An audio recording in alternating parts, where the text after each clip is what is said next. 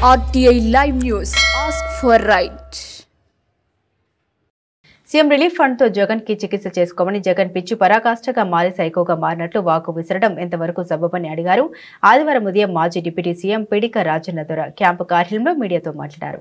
మేము ఎప్పుడు అహంకారపూరితంగా సంస్కారం లేకుండా సీఎం నారా చంద్రబాబు నాయుడు నారా లోకేష్ పైన నోరు జారలేదని మాజీ సీఎం జగన్మోహన్ రెడ్డిపై అలాగే మాజీ డిప్యూటీ సీఎం పిడిక రాజన్న దొరపై మాట విసరడం సరికాదని వైఎస్ జగన్మోహన్ రెడ్డి ప్రజల పక్షాన పోరాడుతున్నట్లు పదవులను శాశ్వతం కాదని చీకటి వెలుగుల మాదిరి అన్నారు. ర్యాంకింగ్ లో పవన్ కళ్యాణ్ కించపరిచినట్లు పేర్కొన్నారు. సాలూరు నియోజకవర్గ అభివృద్ధి గురికి కృషి చేయాలని గివ్ రెస్పెక్ట్ టేక్ రెస్పెక్ట్ అనేలా వ్యవహరించాలన్నారు. ఇప్పుడు కూడా అడుగుతాను మా విలేకరు మిత్రులందరూ, నేను ఆ విధంగా చంద్రబాబు నాయుడు గురించి ఎప్పుడే నేను మాట్లాడుతుంటే ఇప్పుడే మీరు చూపించాను. ప్రింట్ మీడియా ఎలక్ట్రానిక్ మీడియా ఎమ్మెల్యేగా కానీ మంత్రిగా కానీ 4 సార్లు ఎమ్మెల్యే అని నియోజకవర్గానికి నేను 4 సార్లు ఎమ్మెల్యే ఉండేటప్పుడు కానీ 20 సంవత్సరాలు మంత్రిగా ఉండేటప్పుడు కానీ సందర్భాల్లో భువనేశ్వరి గారు బాధపడితే మా అక్కగారని నేను చెప్పాను. చాలా మంది ముందు ఎన్టీ రామారావు గారు తండ్రితో మాకు బాధ ఉండదని చెప్పాము తప్ప మేము ఎప్పుడు కించపరిచడానికి మాట్లాడలేదు. శాసనసభలోనే నేను చెప్పాను, రాజశేఖర రెడ్డి గారు ఎన్టీ రామారావు గారు నాకు 2 కళ్ళతో సమానము. ఒకటిగా నన్ను గౌరవిస్తాను, పూజిస్తాను. ఒక నాయకుడిగా నేను రాజశేఖరుడు భక్తుడు శాసనసభలోనే చెప్పాను. నేను అంత గౌరవించి వెళ్తాను.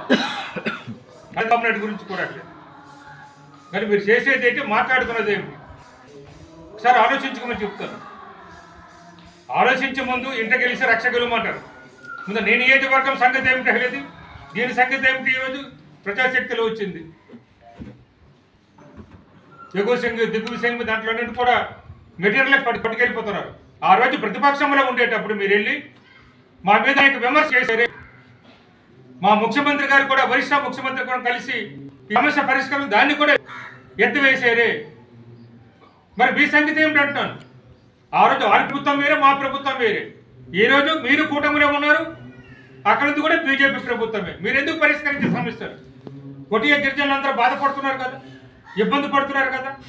అక్కడ వెళ్ళి అధికారులు కూడా ఒరిస్సా అధికారులు చాలా ఇబ్బందులు పడుతున్నారు కదా. నేను సుప్రీంకోర్టు కూడా తిరిగి వేసాం పిటిషన్. మరి మీరేం చేస్తున్నారు అంటున్నాను. ప్రభుత్వం తరఫున వేసాము, కోర్టులో ఉంది పెండింగ్ లేదు. ప్రైవేట్కి కూడా వేయించాం బీసు,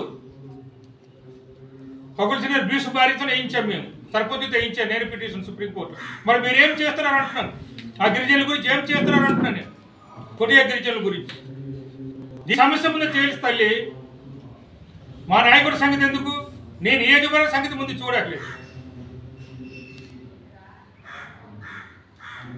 అలాగే ఒకటే కాదు అసలు ఇది. ఈరోజు మెయిన్ హెడ్డింగ్లో కూడా ప్రజాశక్తులు ఇంకొక ఐటెం కూడా రాశారు. ఏజెన్సీకి ఎసరు. దీని గురించి ఆలోచించి తల్లి.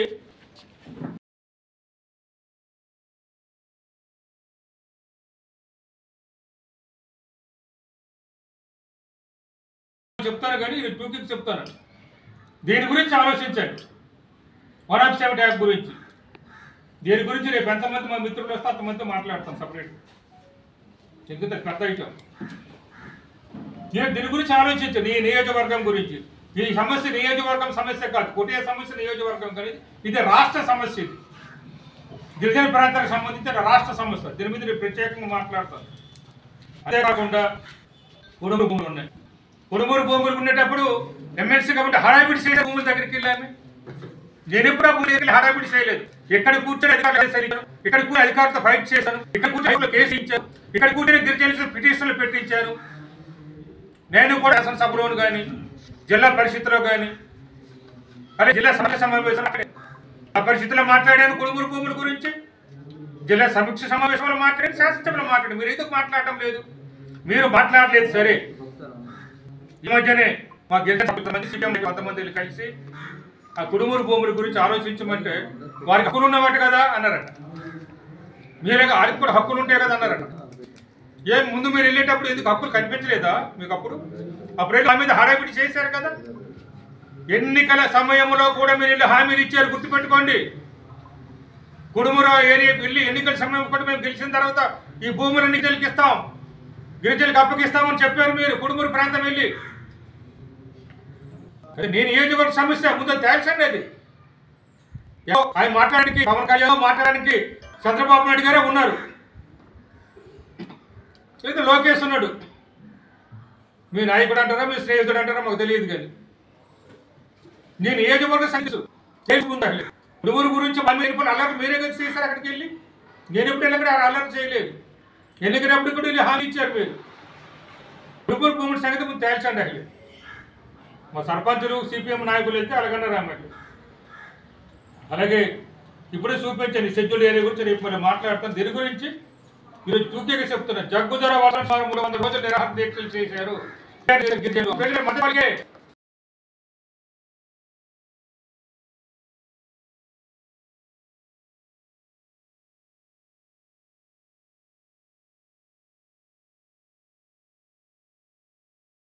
జగన్మోహన్ రెడ్డి గారి గురించి మాట్లాడుతున్నారు. ఆయన ఒక మాజీ ఉప ముఖ్యమంత్రి గారు. ఒక వ్యక్తి కనిపిస్తేనే మనం గౌరవంగా రాజన్న ద్వారా అనేసరికి ఎవరు అంటారు, ఎవరైనా మాజీ ఎమ్మెల్యే మాజీ ఉప ముఖ్యమంత్రి అంటే ఆ గౌరవం మారిపోతుంది. అలాగే చంద్రబాబు నాయుడు గారు మాజీ ముఖ్యమంత్రిగా ఉండేటప్పుడు మేము ఎప్పుడైనా అలా మాట్లాడామా? పవన్ కళ్యాణ్ గారి గురించి కానీ ఎప్పుడైనా మేము ఎందుకు మాట్లాడామా? ఎవరికి గౌరవం ఇవ్వరు, ఆ గౌరవం ఉండరు. పదవులు ఉన్నంత మాత్రంగా మనం ఏదో పర్వతం కంటే గొప్పవారు అనుకోకూడదు. ఇష్టం వచ్చి మాట్లాడతానట్లేదు. సరే, మంత్రి గారు మాట్లాడారు. ముందు నేను నియోజకవర్గ సమస్యలు ఏమిటి అవి ముందు మాట్లాడమని చెప్తున్నాను. నేను మీరు ఇచ్చిన హామీలు ఏమిటి? జగన్మోహన్ రెడ్డి అడిగింది అదే కదా అసలు. మరి ఇచ్చిన హామీల గురించి మాట్లాడమని చెప్పారు అసలు జగన్మోహన్ రెడ్డి. మీరు సూపర్ 6 ఏమైంది అని అన్నారు, మీ జిఎస్డిపి ఏమైంది అన్నారు. జిఎస్డిపి మీ మూలధన ఆదాయం 2014-19 ఎంత ఉన్నది? 2019-2024 ఎంత ఉన్నది చెప్పండి. అప్పుల గురించి జగన్ మేట నొక్కేస్తుండు, బటన్ నొక్కేస్తుండు అని చెప్పారు. మరి ఇప్పుడు 1,45,000 కోట్ల రూపాయలు మీరు అప్పులు చేశారు కదా. ఆ అప్పులు చేశారు, మరి మీరెందుకు మీట నొక్కలేదు? మీట నొక్కలు బీజీ అన్నారు కదా అని అడుగుతున్నారు జగన్. అట్లేదు ఇదే మీట నొక్కారు కదా, 147 కోట్లు సేలబోతుంది అనమాట. 1,47,000 కోట్లు త్వరలో అవుతుంది. ప్రస్తుతం 1,45,000, త్వరలో 1,47,000 కోట్లు కాబోతుంది.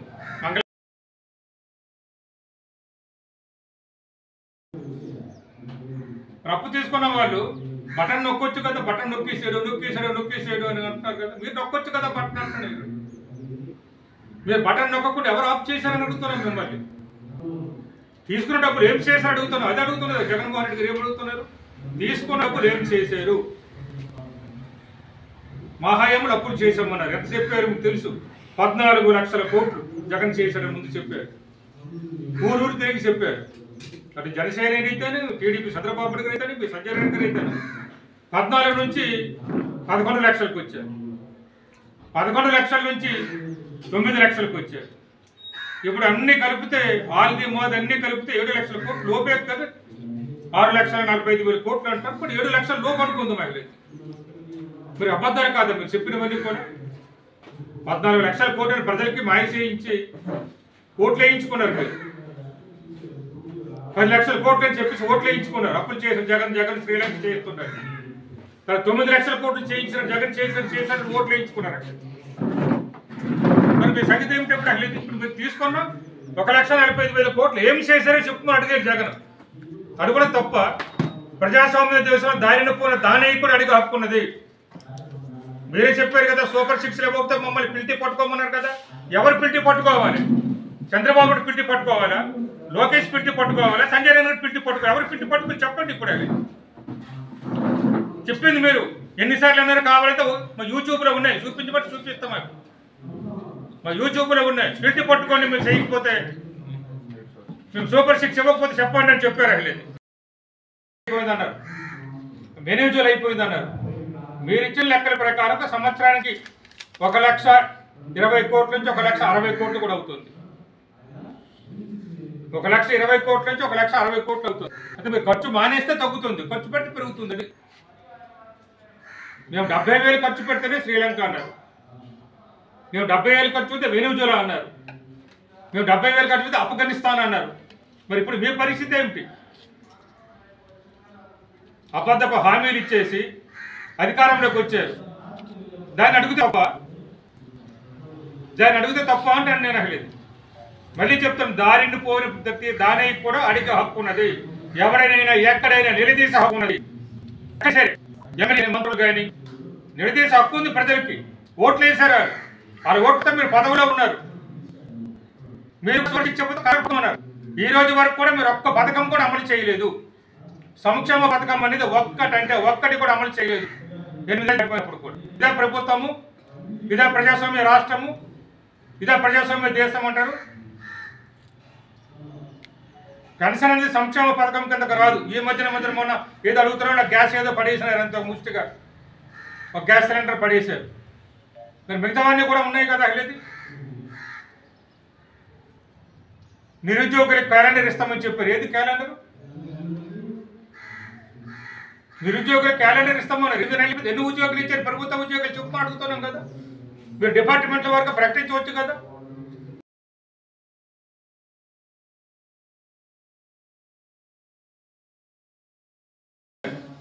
ఆమెకి సీఎం రిలీఫ్ ఇస్తారట, ఆరోగ్యం తీసుకొని. అహంకారం అనేది తగ్గించుకోవాలి సంజయ్ రెడ్డి గారు. అహంకారం, నేను గట్టిగా మాట్లాడతాను, నేను కూడా అహంకారం కొద్దిగా మాట్లాడాను. నేను మాట్లాడేది ఎప్పుడైనా చూసుకోండి. ఆ మాటల దగ్గర నా మాటలు పోలి పక్కన పెట్టి రికార్డ్ చేసి వినిపించండి. సోషల్ మీడియాలో పెట్టండి. మీరు అహంకారపూరితంగా లేదు,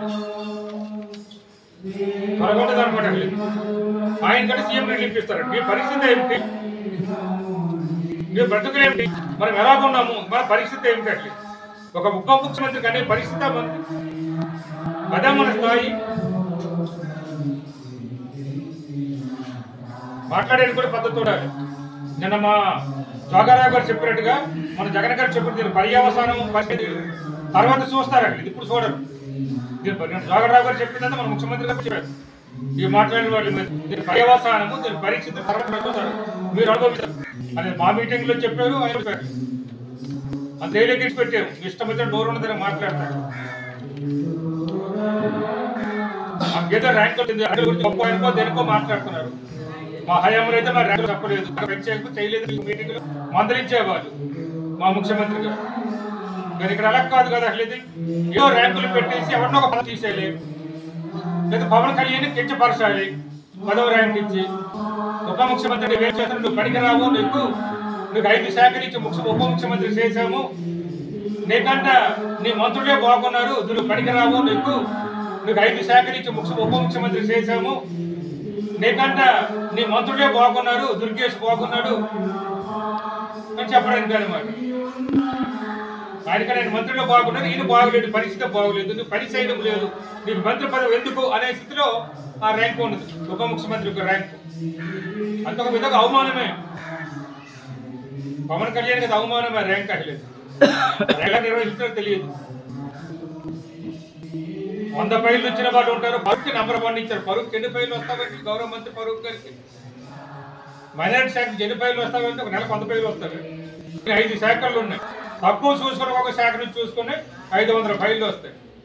కళ్ళు మూసుకుని ఫైళ్ళు సంతకం చేయలేదు ఎవరు. ఆ ఫైల్ మీద చర్చించి విచారించి నిజాన్ని తెలుసుకొని 2-3 మీటింగ్లు పెట్టి అవసరంతో లీగల్ అడ్వైస్ పెట్టారు. కళ్ళు మూసి సంతకం పెట్టరు ఏ ఫైళ్ళు కూడా. కాబట్టి పవన్ కళ్యాణ్ కించపరుస్తున్నారు అక్కడ. ఉద్దేశపూర్వకంగా స్పష్టంగా కనిపిస్తున్నారు.